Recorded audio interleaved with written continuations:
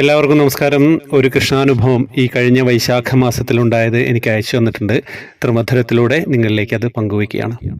ഹരേ കൃഷ്ണ. ഈ കഴിഞ്ഞ വൈശാഖ മാസത്തിൽ എനിക്കൊരു അനുഭവം ഉണ്ടായി. ഞാൻ ഒത്തിരി തവണ ഗുരുവായൂർ അമ്പലത്തിൽ പോയിട്ടൊക്കെ ഉണ്ട് തൊഴാനായിട്ട്. പക്ഷേ എനിക്ക് ഇതുവരെ ഞാൻ ശരിക്കും കണ്ണൻ്റെ രൂപം എന്താണ് എന്ന് കണ്ടിട്ടില്ലായിരുന്നു.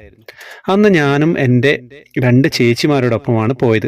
പോകുമ്പോൾ തന്നെ ഞാൻ കണ്ണനോട് പറഞ്ഞു, ശരിക്കും ഒന്ന് അവിടുത്തെ ആ രൂപം എനിക്ക് കാട്ടിത്തരണേ എന്ന് പറഞ്ഞായിരുന്നു. ഇതുവരെയും ശരിക്ക് കണ്ടിട്ടില്ല എന്നൊക്കെ പറഞ്ഞ് പ്രാർത്ഥിച്ചാണ് ഇറങ്ങിയത്.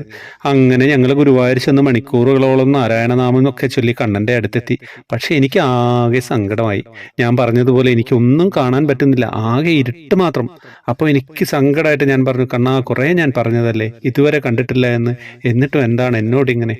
ഞാൻ ഭയങ്കര സങ്കടമായിട്ട് അവിടുന്ന് ഒരു സൈഡിൽ നിന്ന് പരിഭവം പറയാണ്. വേറെ ഒന്നും പ്രാർത്ഥിക്കണേ ഇല്ല.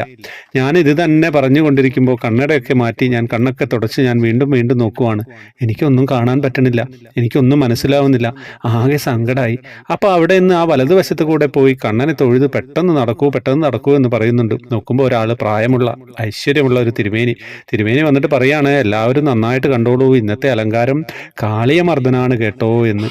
എൻ്റെ കൃഷ്ണ, എനിക്ക് വയ്യ, എനിക്ക് എന്താണ് പറയേണ്ടത് എന്ന് പറ്റുന്നില്ല. അത്രയ്ക്കും സന്തോഷമായി.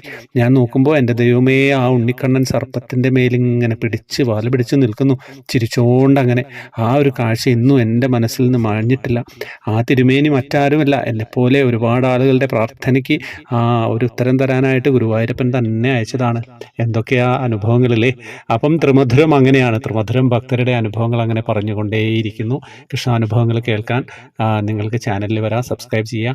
ജോയിൻ ബട്ടണിലൂടെ വന്നു കഴിഞ്ഞാൽ നിങ്ങൾക്ക് ത്രിമധുരം വാട്സപ്പ് ഗ്രൂപ്പിൽ അംഗമാവാൻ പറ്റും. കൃഷ്ണ വിഗ്രഹം വേണ്ടവർക്ക് വാങ്ങുകയും ചെയ്യാം. ഹരേ കൃഷ്ണ.